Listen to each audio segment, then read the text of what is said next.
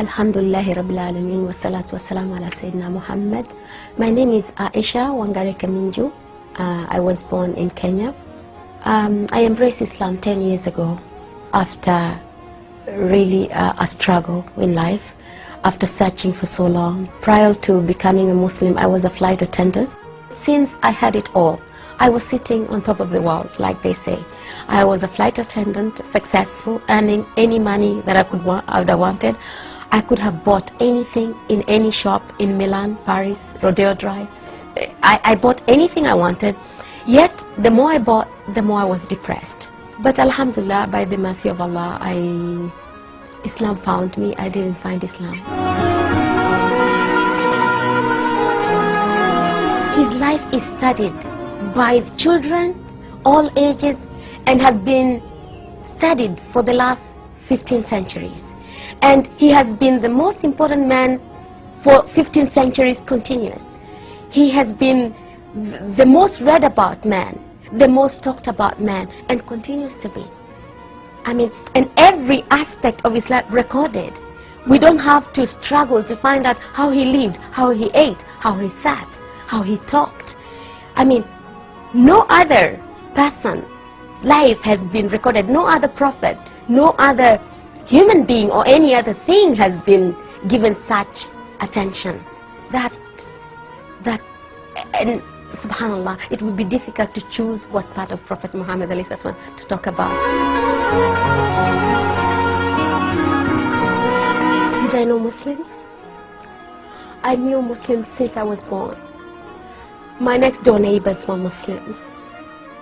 I worked with Muslims. My colleagues were Muslims. My best friends were Muslims. But the saddest thing is they never invited us to Islam. They treated us like those kuffars. Those kuffars. We never saw the Quran. We were not supposed to touch the Quran, you know, those najis. Yet, I knew there was something about Islam that I wanted to be part of. But for me, it was not a religion. It was something, for the Arabs and the Somalis, because those were the people around me. But I didn't know that Islam was something I could be part of. I didn't know that. And I was not invited. I was made to feel I didn't fit in. You can imagine, I went to Mecca, I went to Hajj for 9 years as a flight attendant, taking pilgrims, hearing all this labaik, Allahumma labaik, not knowing what it was. But alhamdulillah, maybe Allah had not meant for me to be a Muslim then, because probably I wouldn't have found the taste I have that now, what I know now that Islam is. But it's very sad that Muslims can have this treasure of Islam and not pass it on.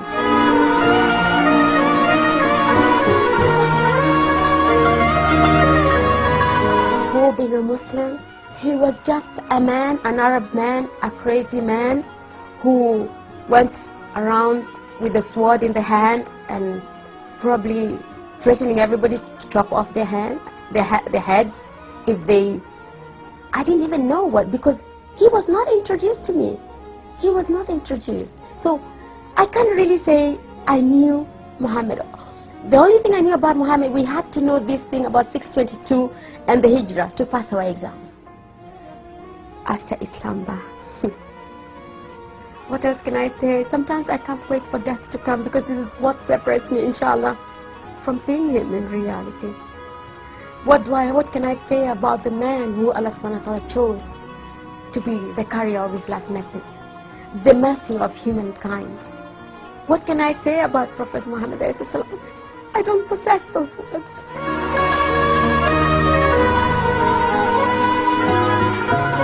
It's not too late.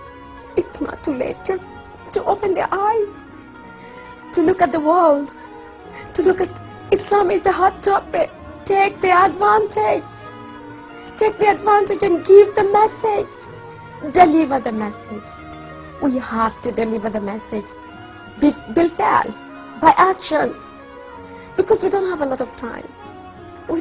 And how can anyone hope to have the intercession, the intercession of Prophet Muhammad when he ignored him in dunya?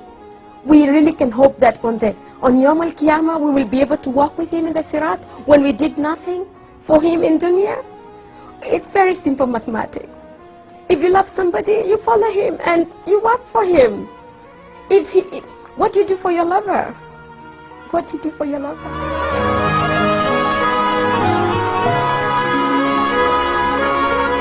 If I didn't die or faint and die, I'll tell him not to be sad. Not to be sad that the Muslims are in such deep sleep, in such deep slumber, did not understand him, and to make dua for us, the Muslims, to wake up and understand the message and work for it and emulate him and give the message to the world and just let everybody know who this man is. I would ask him to make lots of dua for us and ask Allah subhanahu wa ta'ala to wake us up from our ghafla with mercy, not with a big bang, before there's no other time, before the end comes. I would ask him to make lots of du'as for us. Ashhadu an la ilaha illallah wa ashhadu anna Muhammad abduhu wa rasuluh.